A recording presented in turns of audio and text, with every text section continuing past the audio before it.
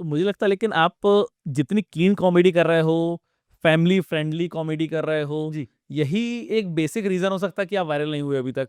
जी, आपने बिल्कुल दुखती रग पे हाथ रख दिया, बिल्कुल, जी हाँ। प्रोबेबली यस, क्योंकि कुछ चीज़ें वो कहते हैं ना, सहज पके सो मीठा होवे। हुँ। तो कुछ-कुछ चीज़ें जब तक आप कोई अभद्र भाषा नहीं बोल रहे हैं, कुछ बिलो द बेल्ट बात नहीं कर रहे हैं, साफ-सुथरी चीज़ें, तो वो टाइम लगता है, धीरे-धीरे आपकी ऑडियंस तक पहुँचती है, पर जब पहुँचती है तब अच्छे से पहुँचती है। शायद ये भी एक रीज़न हो सकता है कि मैं अपना कंटेंट थोड़ा-सा फैमिली फ्रेंडली रखता हूँ, थोड़ा-सा क्लीन ही रखने की कोशिश करता हूँ, जिसके पीछे के 2-3 रीज़न्स हैं उसका मैंने क्यों ऐसा चूज़ किया है as of now. Current phase of life में मैं क्लीन कॉमेडी करना चाहता हूँ। हुँ। कॉमेडी मुझे अगले 20 साल, 30 साल करनी है, तो हो सकता है बीच में 1-2 साल ऐसा भी हो जब मैं थोड़ा-सा एजी कंटेंट करना चाहूँगा, जब मैं भी चाहूँगा मैं कुछ अलग तरीके की बातें करूँ, तो येस एज़ अ आर्टिस्ट मैं वो भी डिस्कवर करना चाहूँगा। पर हुँ। अभी as of now current phase में मैं ये वाला कंटेंट कर रहा हूँ, ये कह सकते हैं आप। तो कंट्रोवर्सी से दूर हैं, कोई स्पेशल रीज़न? नहीं, हम तो दूर नहीं है, ज़्यादातर हमारे पास आती ही नहीं है कंट्रोवर्सी। हम तो कितने को बुलाते हैं कि आ जाओ भई, इसी बहाने ही थोड़ी-सी उस उसके लिए तो भाई कुछ बोलना पड़ेगा। जैसे जैसे जैसे अभी जैसे रिसेंटली कुणाल कामरा जी हैं, अच्छा, ओह! वो कंट्रोवर्सी में आ गए, हाँ, या तो उनको वायरल होने का मन किया, जी। उसके बारे में क्या ख़्याल है आपका? उसके बारे में मेरा ख़्याल ये है कि देखिए, या आपके पास कंटेंट हो सकता है या हुँ। कंट्रोवर्सी हो सकती है ना? मुझे ये मेरा ऐसा पर्सनल मानना है कि जब आपका आपका कंटेंट थोड़ा-सा 19-21 में 19 होता है, मैं किसी को भी जज नहीं कर रहा हूँ, मैं कोई नहीं होता कुणाल कामरा को जज करने वाला, किसी कॉमिक को जज करने वाला। पर कई बार जब आपके पास 19-21 में 19 होता है मैटर, तो आपको थोड़ी-सी बैसाखियों की ज़रूरत पड़ती है। तो हुँ। इसका एक तरीका ये भी हो सकता है, किसी कॉमिक को अगर लाइमलाइट में आना है, तो वो बहुत मेहनत करे, बहुत साल तक बहुत अच्छा कंटेंट लिखे, बहुत स्मार्ट कंटेंट लिखे, उसको धीरे-धीरे परोसे, लोगों तक पहुँचवा गया। या फिर जो अभी पावर में है या जिसका मज़ाक उड़ा के आप लाइमलाइट बटोर सकते हैं, ये वाला तरीका ले लें, तो शायद मेरे ख़्याल से उन्होंने या किसी ने भी ये वाला तरीका चूज़ किया। मैं ये नहीं कह रहा कि सारी गलती ही कुणाल कामरा की है। हुँ। या सारी गलती ही दूसरी पार्टी की, जिन्होंने आके तोड़-फोड़ कर दी, क्योंकि देखिए वायलेंस तो किसी भी चीज़ का सॉल्यूशन नहीं होता, हम एक डेमोक्रेसी में रहते हैं। राइट। कल को आपको मेरा कोई चुटकुला पसंद ना आए, आप यहीं से एक चाँटा मार दें मुझे, तो वो तो बिल्कुल अलाउड नहीं है। आप अपना डिसेंट दिखा सकते हैं, पर एक तरीका होता है वो दिखाने का भी। तो कहीं न कहीं पे दोनों पार्टीज़ का वहाँ पे थोड़ा ऐसा मैटर रहा। हमारे कॉमिक भाई ने हाँ। वो वाला तरीका चुन लिया कि बहुत टाइम से मुझे कोई पूछ नहीं रहा कि चलो मैं एक रूलिंग पार्टी पे कुछ निकाल देता हूँ, पक्का वहाँ से रिएक्शन आएगा ही आएगा। फिर उन्होंने भी कहा अच्छा भैया तूने हमें मौका दिया, ले फिर हम आगे से एक चौका मार देते हैं। तो उन्होंने आके बिना पूरा बल दिखा दिया। दोनों ही कहीं की जगह पे थोड़े से गलत हैं, पर वायलेंस को मैं भी बिल्कुल सपोर्ट नहीं करता हूँ। ओके। आपको इस चीज़ का बुरा लगा है तो आप आके उसकी डेमोक्रेटिकली आप आके उसका सॉल्यूशन निकालने की कोशिश करें, तो आई थिंक वो ज़्यादा बेटर तरीका रहेगा। But do you really think कि कुणाल कामरा ने जो स्टेटमेंट दिया या जो उन्होंने वर्ड यूज़ किए, वो इतने ज़्यादा सीरियस एलिगेशंस थे कि मतलब पूरा इंडिया उसके ऊपर बात करने लगे? क्या इंडिया में सीरियस इश्यूज़ खत्म हो गए हैं कि केवल कॉमेडियन की एक बात को पकड़ के आप इतना बड़ा इश्यू क्रिएट कर दो? हाँ, ये तो वैसे बात है। देखो, अगर आप देखो जोक जो होता है, हाँ। उसमें कहीं न कहीं पे किसी न किसी की बेइज़्ज़ती हो ही रही होती है। आप शुरुआत से देखते हैं, जो हाथी-चींटी जोक्स भी थे, हाँ। उसमें भी कभी चींटी की बेइज़्ज़ती हो रही थी, कभी हाथी की बेइज़्ज़ती हो रही थी। राइट।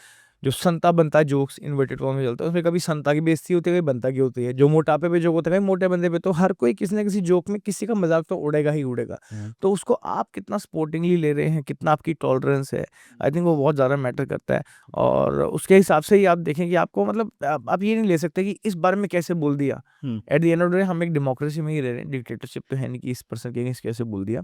और इसी में अगर आप देखें, मैं नेम कॉलिंग नहीं करना चाहूँगा, पर एक दूसरी पार्टी के एक बहुत युवा नेता हैं, जिनके ऊपर सदियों-सदियों से चुटकुले बनते आ रहे हैं, उन पे कभी कोई तोड़-फोड़ या ऐसा कुछ भी नहीं हो रहा, तो शायद वो थोड़ा-सा उसको ईज़िली ले पा रहे हैं, उनके जो सपोर्टर्स हैं। तो थोड़ी-सी आपको टॉलरेंस आनी चाहिए, क्योंकि ये बात आपने बिल्कुल ठीक की कि मुद्दे खत्म नहीं हुए हैं। हुँ। मुद्दे बहुत सारे हैं।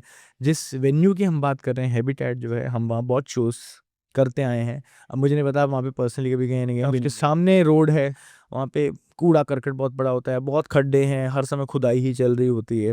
तो उस पे तो आज तक मुझे 7 साल कॉमेडी करते हुए 3-4 साल मैंने हैबिटेट में ही परफ़ॉर्म किया है, उस पे तो अभी तक भी कभी काम नहीं हुआ है। हुँ। लेकिन ईज़ी टारगेट जो हैबिटेट जो वेन्यू में है, वेन्यू की तो उसमें कोई भी गलती नहीं है ना, आपको अगर डिसेंट है भी, आपको उस कॉमेडियन से दिक्कत है ना, तो आप उससे बात करें, हाथापाई उससे भी ना करें, उसके मैनेजर से बात करें, उसकी टीम से बात करें। पर जहाँ परफ़ॉर्म किया, अब आज मैं आपके इस सेटअप में बैठ के कुछ एक बात बोल जाऊँ, गलती से वो ऑन एयर हो जाए, जिसमें आपका कोई हाथ नहीं है, और आके आपका ये वेन्यू तोड़ जाएँ वो, तो इसका तो कोई भी सेंस नहीं बनता ना। राइट। तो मेरी गलती है वो, मेरा थॉट है, आप मुझसे बात करें। तो ये मेरा आई थिंक इस पे 2 सेंट्स है कि ऐसे तोड़-फोड़ तो नहीं करनी चाहिए, बहुत और बड़े-बड़े मुद्दे हैं। यू नो फीमेल सिक्योरिटी हमारी कंट्री में आज भी बहुत ख़राब है, बहुत ज़्यादा ख़राब है। हमें बहुत डर लगता है अपने घर पे अपनी वाइफ को, बहन को, बेटी को, किसी को भी कहीं बाहर भेजने में आज भी हमें डर लगता है कि कुछ दिक्कत हो सकती है। मैं ये नहीं कह रहा कि इंडिया ख़राब है, एकदम से बोल दें कि तू फिर पाकिस्तान चला जाए, है ना, चले जाओ पाकिस्तान वाला ज़ोन भी मैं नहीं जाना चाहता। मुझे इंडिया रहना है, बहुत प्यारा देश है, यहीं से हम बने हैं, इसी देश को हम बनाएँगे आगे। लेकिन बहुत सारे और भी मुद्दे हैं जिस पे, और मुझे ऐसा लगता है कि जो कॉन्स्पिरेसी थ्योरी चल भी रही है कि कई बार एक मुद्दे से ध्यान भटकाने के लिए आपको एक दूसरे मुद्दे पे ध्यान लाना पड़ता है कि यहाँ से सबका ध्यान हट जाए।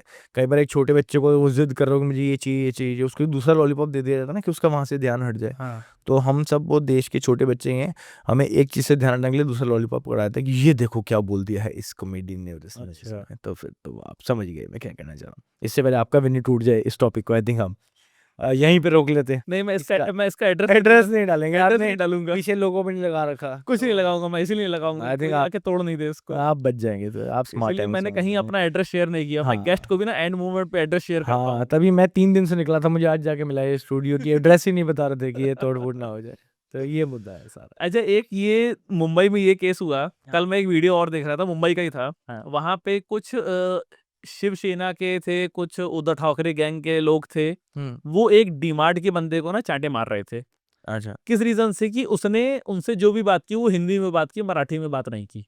अच्छा। ये वीडियो कल मैंने देखा।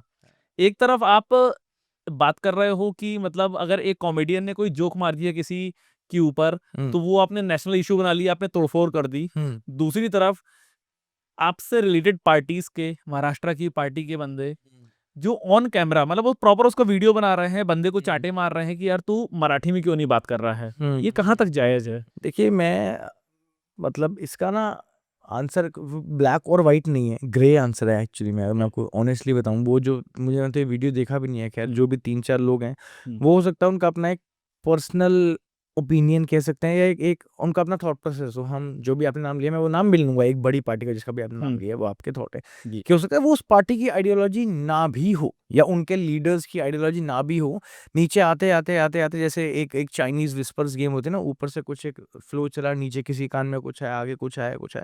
तो वो जैसे ही नीचे वालों के हाथ में कुछ पावर आई, उन्होंने उसका मिसयूज़ करना शुरू कर दिया। तो येस, अगर वो ऐसा कोई केस आया तो अगेन हम डेमोक्रेसी में रहते हैं, उनके अगेंस्ट बिल्कुल कार्रवाई होनी चाहिए और ये नहीं कह देना चाहिए कि ये ऊपर वालों का ही थॉट प्रोसेस है, तो नीचे वालों ने आके इसको करवा दिया। क्योंकि एक इंडिविजुअल है ना, कल को आप और मैं, हम 2 दोस्त की तरह बाहर निकले हुँ। और हम लेट्स से किसी के साथ कुछ बदतमीज़ी कर दें। उसको जनरलाइज़ कर दिया जाए कि नोएडा की इस ओह! मैंने नाम बोल दिया, हम कहाँ बैठे हैं।